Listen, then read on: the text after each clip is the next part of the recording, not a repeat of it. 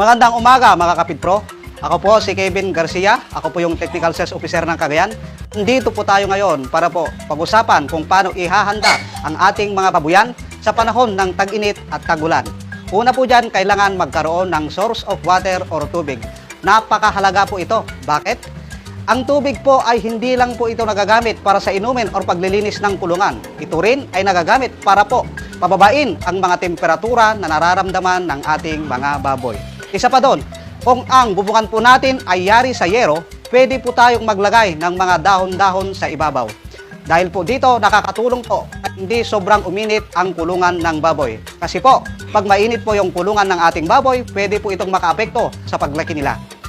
Isa pa, kailangan din yung mga painuman o imbakan ng tubig, lalo na po yung mga tubo, ay hindi direktang natatamaan ng ilaw. Kasi automatic po na pag naiinitan po ngayon, yung mga tubig na linalabas o iniinom ng ating mga baboy, mainit din. Pag naiinom po ng ating mga baboy, pwede rin po ito pagsimulan ng mga sakit. Sa pagkain naman tayo, ina-advise din namin na magpakain sa umaga at sa hapon kung saan malamig po yung temperatura. Pwede rin po tayo magpakain sa tanghali. Pero bawasan lang yung usual na pagkain, idagdag na lang po sa umaga at sa hapon kung saan yung temperatura ay malamig. Sa mga patterner naman, mas mainam kung ang baboyan natin ay may wallowing pool or naka-PIGS. Kasi po, yung mga baboy pag naiinitan ay kusa po silang lumuloblob sa swimming pool or wallowing pool. Dahil po dito, nababawasan or bumababa po yung init na kanilang nararamdaman. Sa lahat ng baboyan, mas mainam din na magkaroon ng magandang ventilasyon, lalong-lalo na po sa inahin na nangangailangan ng mas malamig na temperatura. Pwede po tayong gumamit ng electric fan, exhaust fan, blower at kung anuman na pwedeng makakatulong upang mapalamig ang temperatura sa loob ng kulungan.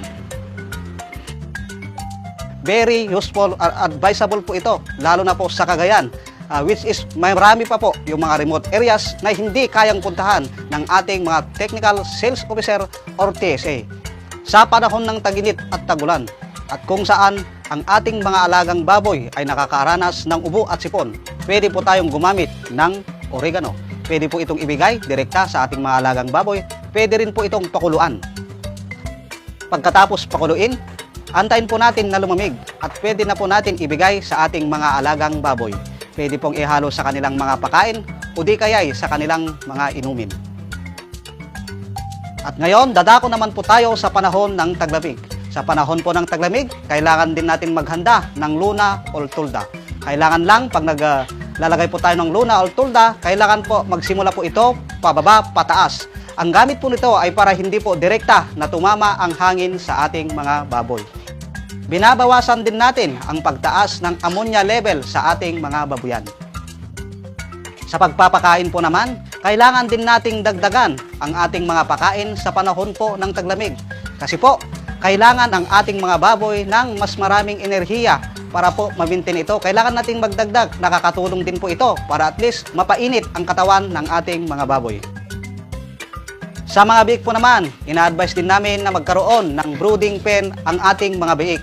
Ito po ay nakakatulong upang mainitan ang kanilang mga katawan. Alalahanin po natin, ang mga biik ay may hina yan sa lamig. At pag ang biik ay may hina sa lamig at hindi po sapat ang init na naibibigay natin sa kanila, pwede po silang magkasakit or magtae. Sa mga baboyan naman natin or PIGS na cemented ang kulungan, ina-advise din namin sa panahon ng taglamig, huwag po tayo masyadong magpapaligo sa ating mga baboy. Dahil po dito, nagdudulot po ito ng stress na pwedeng pagmulan ng sakit. Ina-advise din namin sa mga flooring ng ating cemented or babuyan, kailangan po elevated para po hindi mag-stagnant yung tubig sa ating mga kulungan. Sana po marami kayong natutunan sa araw na ito kung paano ihahanda ang ating mga alagang baboy sa panahon ng tag-init at taglamig. Muli, ako po si Kevin Garcia, ang Technical Sales Officer ng Cagayan. Maraming salamat po.